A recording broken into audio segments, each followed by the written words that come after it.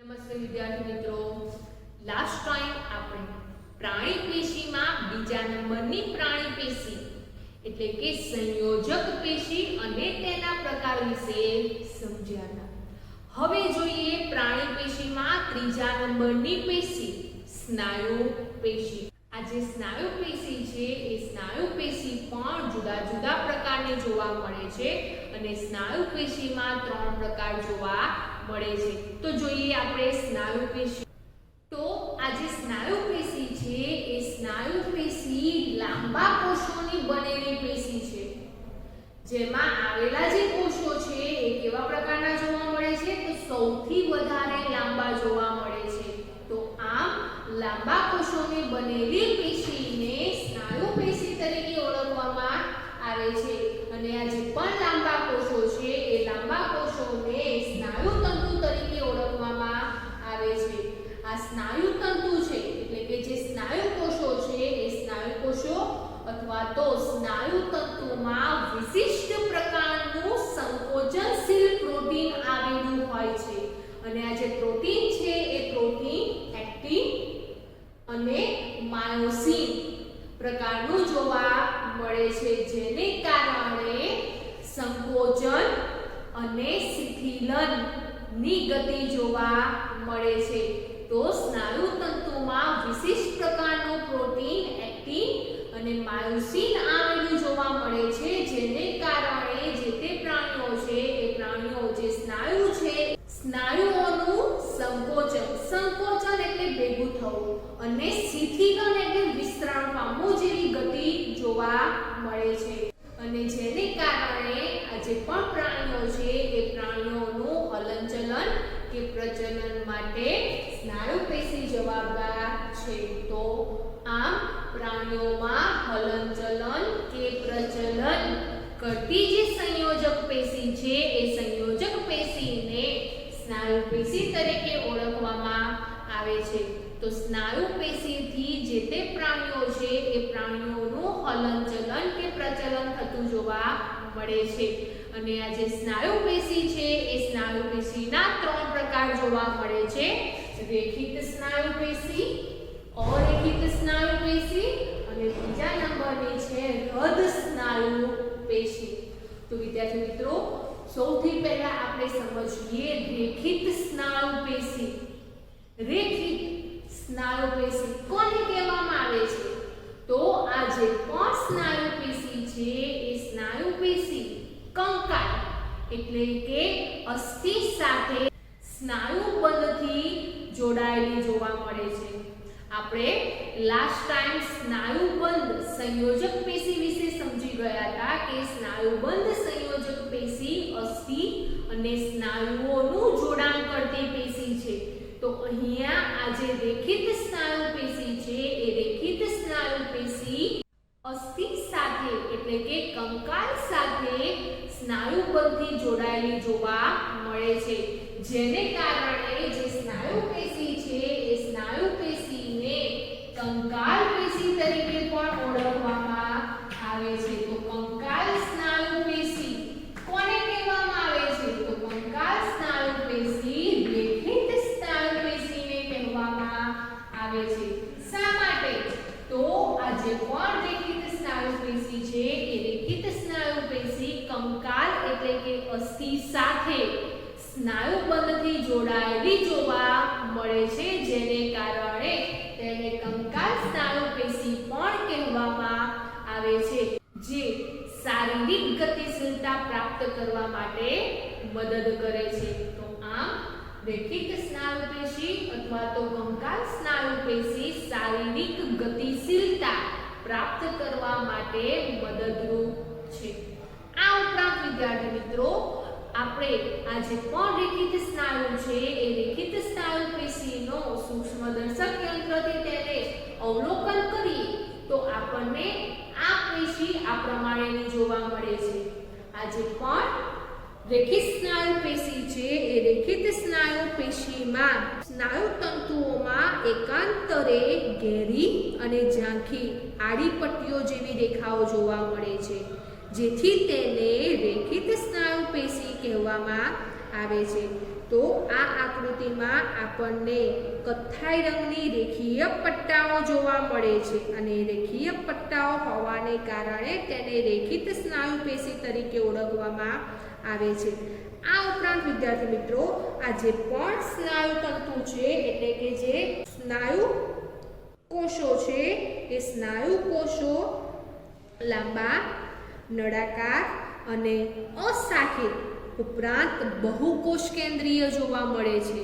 તો આ આકૃતિમાં આપણે જોઈએ છીએ તો જે કોષ કેન્દ્રો છે એ કોષ કેન્દ્ર આપણને એક નહીં પરંતુ એક કરતાં વધારે જોવા મળે છે, જેથી સ્નાયુ તંતુ લાંબા, નળાકાર, અશાખિત એટલે કે તેમાં શાખાઓ જોવા મળતી નથી, ઉપરાંત બહુકોષ કેન્દ્રીય જોવા મળે છે। આ ઉપરાંત વિદ્યાર્થીઓ આ જે રેખિત સ્નાયુ પેશી છે એ પેશી જે તે પ્રાણીઓ છે એ પ્રાણીઓ પોતાની ઈચ્છા પ્રમાણે તેની ગતિ કરાવી શકે છે, એટલે કે એ સ્નાયુ પેશી પોતાની જાતે ગતિ કરી શકતું નથી। પ્રાણીઓને પોતાની મરજી પ્રમાણે પોતાની ઈચ્છા પ્રમાણે તે પેશીને ગતિ કરાવી શકે છે। ઉદાહરણ તરીકે આપણા જે હાથ છે, પગ છે, જેમાં જે સ્નાયુ પેશી છે એ સ્નાયુ પેશી આપણે જ્યારે પણ હાથ ઉપર નીચે કરીએ છીએ, પગથી ચાલીએ છીએ એટલે કે આપણે અમુક અંગો આપણી ઈચ્છા પ્રમાણે કામ કરાવી શકીએ છીએ તેવા અંગોમાં સ્નાયુ પેશી જોવા મળે છે, જેથી કરીને આ જે પણ સ્નાયુ પેશી છે એ સ્નાયુ પેશીને એટલે કે રેખિત સ્નાયુ પેશીને ઐચ્છિક સ્નાયુ પેશી તરીકે પણ ઓળખવામાં આવે છે। ઐચ્છિક એટલે કે પોતાની ઈચ્છા પ્રમાણે કાર્ય કરાવી શકે, ગતિ કરાવી શકે। તો અહીંયા આ જે રેખિત સ્નાયુ પેશી છે તે પ્રાણીઓની ઈચ્છા પ્રમાણે જ ગતિ કરાવી શકે છે, જેથી કરીને રેખિત સ્નાયુ પેશીને ઐચ્છિક સ્નાયુ પેશી તરીકે ઓળખવામાં આવે છે। આ જે પણ રેખિત સ્નાયુ પેશી છે એ રેખિત સ્નાયુ પેશી ઉપાંગો એટલે કે હાથ, પગ, શરીર દિવાલ ઉપરાંત જીભ અને ગંધ નળીમાં આવેલી હોય છે। તો ઉપાંગો, હાથ, પગ આપણી ઈચ્છા પ્રમાણે આપણે તેને જે પ્રમાણે કામ કરાવવું હોય, જે પ્રમાણે ગતિ કરાવવી હોય તે પ્રમાણેની ગતિ કરાવી શકીએ છીએ। તેવી રીતે જીભને પણ આપણે જેમ વાળવી હોય તેમ વાળી શકીએ છીએ, જે પ્રમાણે આપણે બોલવું હોય, જે પ્રમાણેનું જીભ સાથે કાર્ય કરાવવું હોય તે પ્રમાણે આપણે કરાવી શકીએ છીએ અને તેવી જ રીતે કંઠનળીમાં પણ આપણી ઈચ્છા પ્રમાણે બોલવું હોય તો બોલી શકીએ છીએ। તો આમ આ જે પણ રેખિત સ્નાયુ પેશી છે એ રેખિત સ્નાયુ પેશી ઐચ્છિક સ્નાયુ પેશી તરીકે ઓળખવામાં આવે છે। તો વિદ્યાર્થી મિત્રો અહીંયા આ ચાર્ટમાં આ જે વચ્ચેના ભાગમાં રહેલી આકૃતિ છે એ રેખિત સ્નાયુ પેશીની છે, એટલે કે અહીંયા આ જે આકૃતિ જોવા મળે છે એ રેખિત સ્નાયુ પેશીની છે, જેમાં આપણને કાળા અને લાલ રંગની આડી રેખાઓ જોવા મળે છે, ઉપરાંત એક કરતાં વધારે કોષ કેન્દ્રો જોવા મળે છે અને સાથે સાથે અહીંયા બીજા નંબરની આકૃતિમાં ઊભી રેખાઓ જોઈએ જેને સ્નાયુ તંતુઓ તરીકે ઓળખવામાં આવે છે, એટલે કે જે સ્નાયુ કોષો છે જેને લાંબા હોવાથી સ્નાયુ તંતુ તરીકે પણ ઓળખવામાં આવે છે। તો આ જે રેખિત સ્નાયુ પેશી છે એ રેખિત સ્નાયુ પેશીમાં આપણને કોઈ પ્રકારની શાખા જોવા મળતી નથી, જેથી તે અશાખિત છે, ઉપરાંત એક કરતાં વધારે કોષ કેન્દ્ર જોવા મળે છે, માટે બહુકોષ કેન્દ્રીય છે। ઉપરાંત અહીંયા આ જે પણ સ્નાયુ તંતુ છે એ સ્નાયુ તંતુની આપણે વાત કરીએ તો સ્નાયુ તંતુમાં આપણે કોઈ એક સ્નાયુ તંતુની વાત કરીએ જેને સ્નાયુ તંતુક તરીકે ઓળખવામાં આવે છે।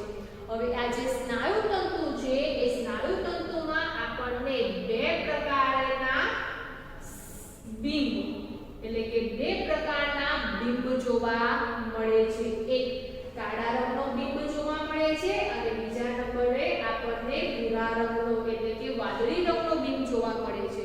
જ્યારે આ આકૃતિમાં આપણને કાળા રંગનો અને લાલ રંગના બે બિંબ જોવા મળે છે, જેમાં જે લાલ રંગનો અથવા તો જે વાદળી રંગનો બિંબ છે એને આઈ બિંબ તરીકે ઓળખવામાં આવે છે અને જે કાળા રંગનો બિંબ છે જેને એ બિંબ તરીકે ઓળખવામાં આવે છે. આ ઉપરાંત વિદ્યાર્થી મિત્રો અહીંયા આ જે પણ વાદળી રંગનો બિંબ છે એટલે કે આઈ બિંબ છે એ બે આઈ બિંબમાંથી એક આઈ બિંબથી જે બીજો બિંબ છે વાદળી રંગનો નીચેની તરફ ત્યાં સુધીનો જે વિસ્તાર છે એ વિસ્તારને સ્નાયુ તંતુ ખંડ તરીકે ઓળખવામાં આવે છે. તો આમ આ જે પણ રેખિત સ્નાયુ પેશી છે એ રેખિત સ્નાયુ પેશીનો રચનાની વાત કરીએ તો રેખિત સ્નાયુ પેશીમાં સૌથી પહેલા સ્નાયુ તંતુ કેવા જોવા મળે છે? તો સ્નાયુ તંતુ અશાખિત જોવા મળે છે. ઉપરાંત ગતિશીલતા એટલે કે સ્નાયુ તંતુઓની ગતિશીલતા કેવી જોવા મળે છે? તો આ જે પણ સ્નાયુ તંતુઓ છે એ પ્રાણીઓની ઈચ્છા પ્રમાણે ગતિ કરે છે, જેથી તેને ઐચ્છિક તરીકે ઓળખવામાં આવે છે. ત્યારબાદ તેમાં ઘેરી અને ઝાંખા પટ્ટાઓ જોવા મળે છે. તો અહીંયા આપણે જોયું કે આ જે પણ રેખિત સ્નાયુ પેશી છે એમાં આડા પટ્ટાઓ જોવા મળે છે, જે કેવા છે? એ ઘેરા અને ઝાંખા જોવા મળે છે, હાજર જોવા મળે છે, જેથી તેને રેખિત સ્નાયુ પેશી તરીકે ઓળખવામાં આવે છે. ત્યારબાદ આકાર જે સ્નાયુ તંતુ છે એ સ્નાયુ તંતુનો આકાર કેવો જોવા મળે છે? તો સ્નાયુ તંતુનો આકાર લાંબા અને નળાકાર જોવા મળે છે. કોષ કેન્દ્રની સંખ્યા કેટલી જોવા મળે છે? તો રેખિત સ્નાયુ પેશીમાં એક કરતા વધારે કોષો જોવા મળે છે, એટલે કે બહુકોષ કેન્દ્રી છે. આ ઉપરાંત આ જે પણ કોષ કેન્દ્ર છે એ કોષ કેન્દ્ર ક્યાં જોવા મળે છે? તો સ્નાયુ તંતુના પરિઘ તરફ કોષ કેન્દ્ર જોવા મળે છે. અને આ રેખિત સ્નાયુ પેશી ક્યાં જોવા મળે છે? તો રેખિત સ્નાયુ પેશી ઉપાંગો, શરીર દિવાલ, જીભ અને કંઠ નળીમાં જોવા મળે છે. ત્યારબાદ બીજા નંબરની સ્નાયુ પેશી છે અરેખિત સ્નાયુ પેશી. અરેખિત સ્નાયુ પેશી તો આ જે પણ અરેખિત સ્નાયુ પેશી છે એ આંખની કીકી, મૂત્રવાહિની, શ્વાસવાહિની, અન્નનળી, રુધિરવાહિનીની દિવાલમાં જોવા મળે છે, જે પ્રાણીઓની ઈચ્છા પ્રમાણે કાર્ય કરતી નથી, પોતાની જ ઈચ્છા પ્રમાણે કાર્ય કરે છે. એટલે કે જે રેખિત સ્નાયુ પેશી છે એ પ્રાણીઓની ઈચ્છા પ્રમાણે કાર્ય કરે છે, માટે તેને ઐચ્છિક સ્નાયુ પેશી તરીકે ઓળખવામાં આવે છે.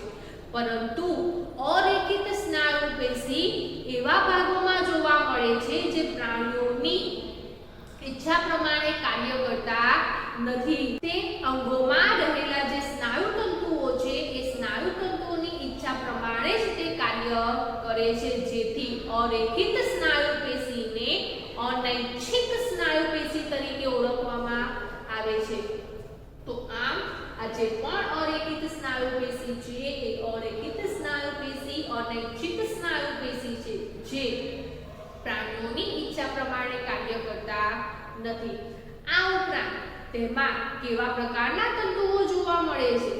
તો અહીંયા આ જે પણ અરેખિત સ્નાયુ પેશી છે એ અરેખિત સ્નાયુ પેશીની આકૃતિ આપણે જોઈએ તો તેમાં આપણને જે પણ સ્નાયુ તંતુ છે આ સ્નાયુ તંતુઓ ત્રાકાકાર, એક જ કોષ કેન્દ્ર ધરાવતા, ચપટા, છેડાના ભાગેથી સાંકડા હોય છે, જ્યારે મધ્યમાં પહોળા જોવા મળે છે.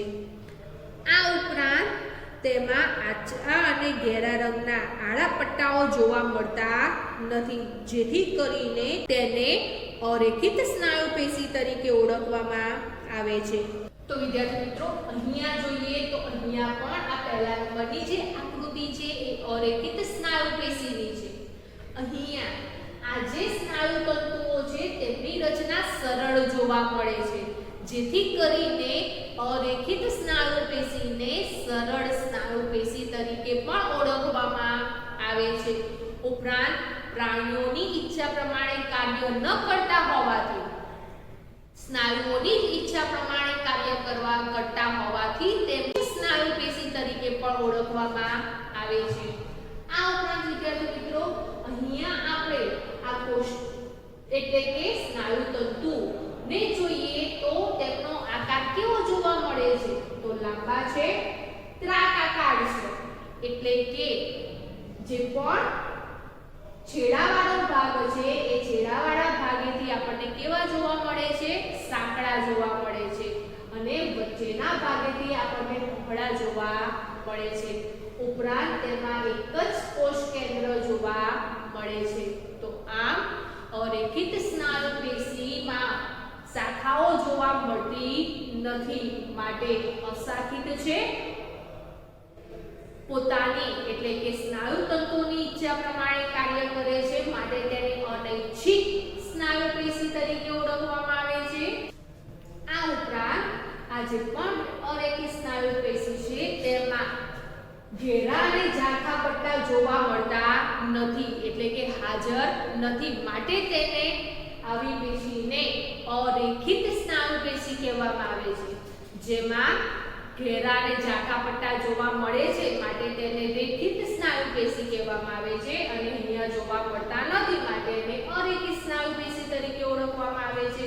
ઉપરાંત સ્નાયુ તંતુ કેવા જોવા મળે છે? એટલે કે સ્નાયુ કોષ કેવા જોવા મળે છે? લાંબા અને ત્રાકાકારના જોવા મળે છે. ઉપરાંત કોષમાં એક જ કોષ કેન્દ્ર છે, એટલે કે એક કોષ કેન્દ્રીય છે. ત્યારબાદ એ કોષ કેન્દ્ર ક્યાં જોવા મળે છે? તો જે સ્નાયુ તંતુ છે એ સ્નાયુ તંતુની મધ્યમાં કોષ કેન્દ્ર જોવા મળે છે. ઉપરાંત આ જે પણ અરેખિત સ્નાયુ પેશી છે ક્યાં જોવા મળે છે? તો અરેખિત સ્નાયુ પેશી આંખની કીકી, મૂત્રવાહિની, શ્વાસવાહિની, અન્નનળી, રુધિરવાહિનીની દિવાલમાં જોવા મળે છે.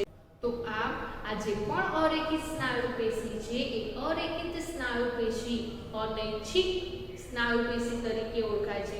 ઉદાહરણ તરીકે આપણે જ્યારે ખોરાક લઈએ છીએ ત્યારે એ ખોરાકનું વહન આપણા મુખથી અન્નનળી મારફતે જઠરમાં થાય છે અને જઠરમાંથી નાના આંતરડામાં જાય છે. તો આ જે ખોરાકનું વહન છે એ ખોરાકનું વહન સ્નાયુ તંતુઓને આધારે થતું જોવા મળે છે, પરંતુ પ્રાણીઓની ઈચ્છા પ્રમાણે થતું નથી. આપણે કહીએ કે ખોરાકનું વહન બંધ થાય તો ખોરાકનું વહન બંધ થઈ જશે? ના. અને આપણે કહીએ ખોરાકનું વહન ચાલુ થાય તો ચાલુ થશે? ના. તેવી જ રીતે રુધિરવાહિનીમાં રુધિરનું વહન થતું જોવા મળે છે.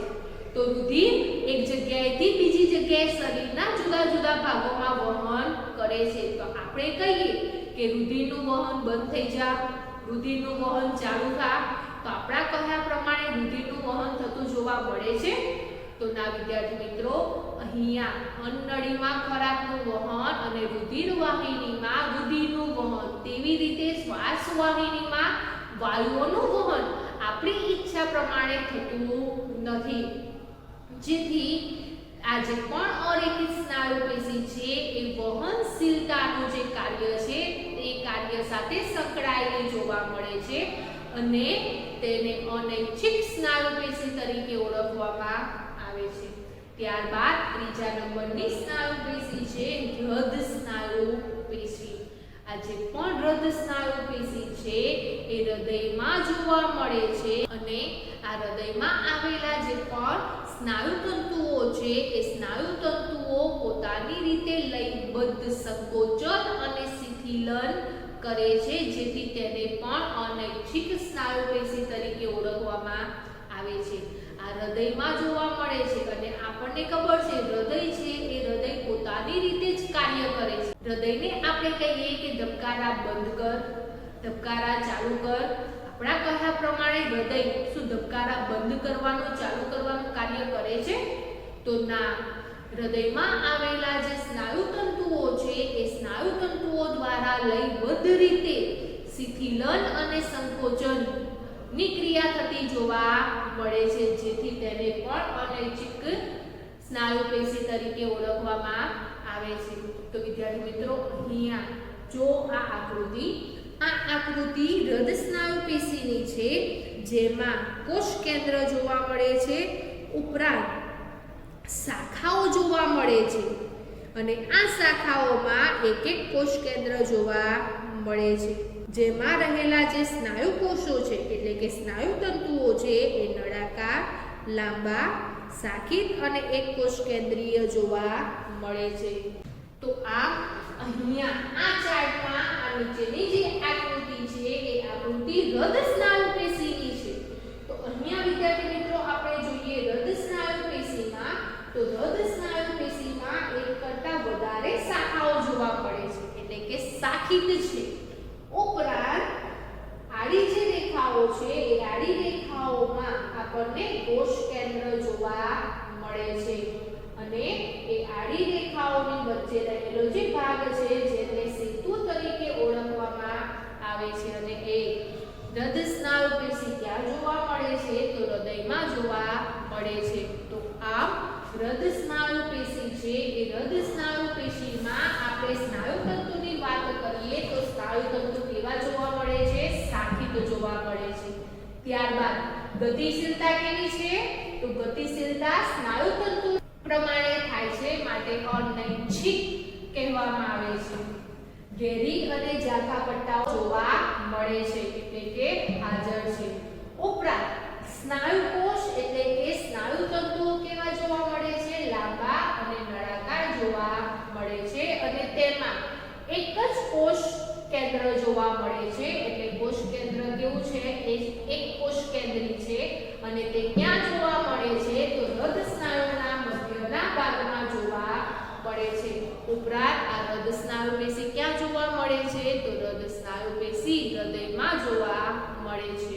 તો આ સ્નાયુ પેશી છે એ સ્નાયુ પેશીમાં જુદા જુદા 3 પ્રકાર જોવા મળે છે અને ત્રણેયમાં શું તફાવત રહેલો છે તે આપણે અત્યારે સમજ્યા. ત્યારબાદ ચોથા નંબરની પ્રાણી પેશી વિશે સમજીએ અને ચોથા નંબરની પ્રાણી પેશી કઈ છે? ચેતાપેશી.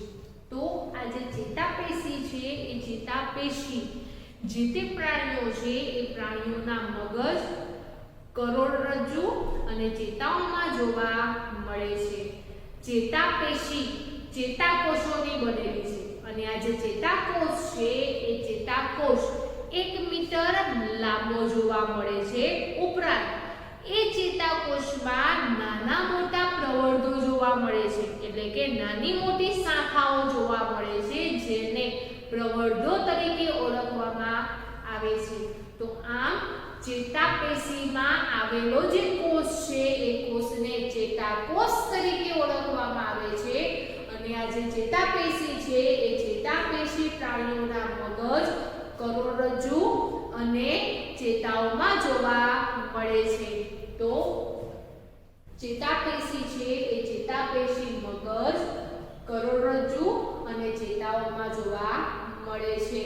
ચેતાપેશીના કોષને ચેતાકોષ તરીકે ઓળખવામાં આવે છે અને આ જે ચેતાકોષ છે એ ચેતાકોષનો આકાર એટલે કે તેનો દેખાવ કેવો છે? તો ચેતાકોષનો દેખાવ ઉછળિયા તારા જેવો જોવા મળે છે.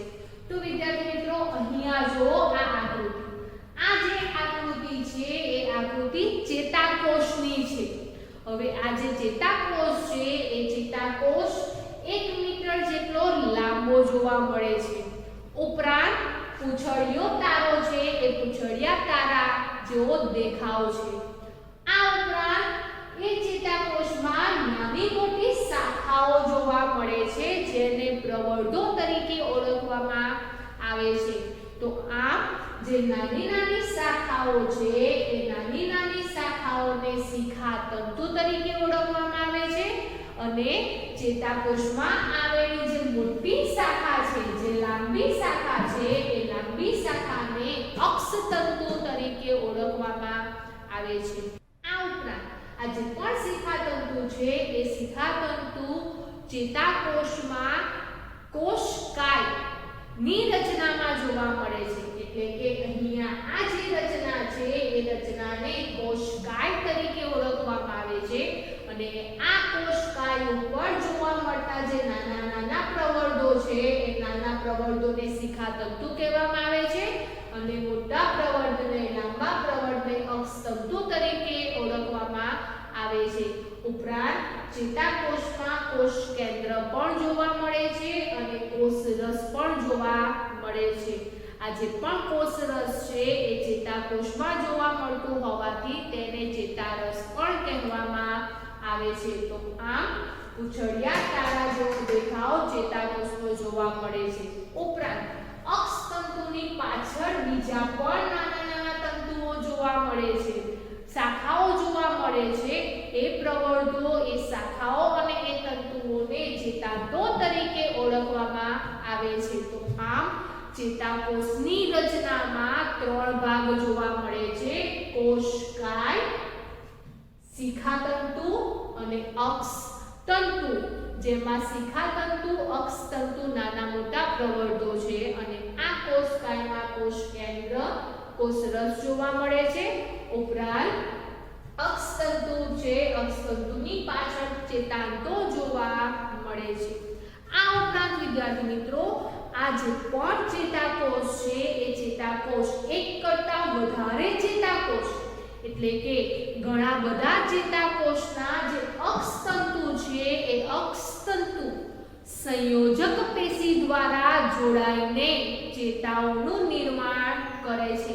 તો ચેતાપેશી ચેતાઓમાં જોવા મળે છે અને જે ચેતા છે એ ચેતાઓ કેવી રીતે બને છે, તેનું નિર્માણ કેવી રીતે થાય છે, તો ઘણા બધા ચેતાકોષો ભેગા મળે છે અને તેમના જે અક્ષતંતુ છે એ અક્ષતંતુ સંયોજક પેશી દ્વારા જોડાય છે અને ચેતાઓનું નિર્માણ કરે છે. તો આમ ચેતાઓ ઘણા બધા ચેતાકોષોની બનેલી જોવા મળે છે. અને આ જે પણ ચેતાપેશી છે એ ચેતાપેશી શું કાર્ય કરે છે?